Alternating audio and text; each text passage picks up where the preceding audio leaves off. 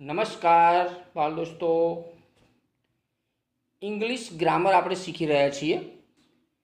એમાં ગયા વિડીયોમાં આપણે એડજેક્ટિવ એટલે કે વિશેષણો વિશે આપણે શીખ્યા. આજે ઓર મતલબ કે અથવા કે એવો એનો અર્થ થાય છે. ઓર અથવા કે વિકલ્પ સૂચવે છે.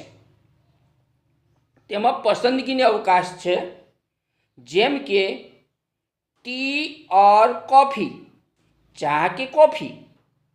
રાજ ઓર રવિ, રાજ કે રવિ. વાક્યમાં ઓર શબ્દનો ઉપયોગ વિકલ્પ વ્યક્ત કરવા માટે થાય છે. શબ્દોની વારંવાર બિનજરૂરી અને નીરસ ઉપયોગ કર્યા વગર બે વિકલ્પોમાંથી એકની પસંદગી કરવા માટે ઓર શબ્દ વપરાય છે. એનો મતલબ થાય છે અથવા. નીચે આપેલા વાક્યોનો અભ્યાસ કરીએ. Do you like T? Do you like coffee? તમને ચા ગમે? તમને કોફી ગમે? આ વાક્યને આપણે ઓરથી જોડીએ તો આ રીતે થાય: do you like tea or coffee? તમને ચા ગમે કે coffee? Are you Raj? Are you Ravi? તું રાજ છે? તું રવિ છે? જો એને ઓરથી જોડીએ તો આર યુ રાજ ઓર રવિ? તું રાજ છે કે રવિ?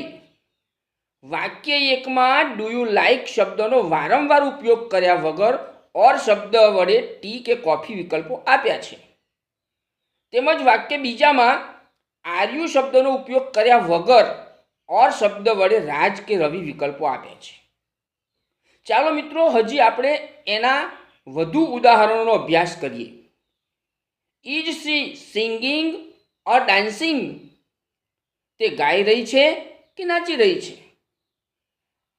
R they reading or playing? તેઓ વાંચી રહ્યા છે કે રમી રહ્યા છે? Is that a dog or a cat? શું પેલો કૂતરો છે કે બિલાડી? Is Mehul fat or thin? Mehul જાડો છે કે પાતળો? આ રીતે આપણે ઓર વડે વાક્યને જોડી શકીએ છીએ. ટૂંકમાં એનો સારાંશ જોઈએ તો ઓર અથવા કે વિકલ્પ સૂચવે છે. ઉદાહરણો: are you Amit or Sumit? Is he reading or writing? Are they kite or bird? Is the crow black or white? આશા રાખું કે તમને આ વિડીયોમાં ઓર વિશે સારી એવી સમજ પડી હશે.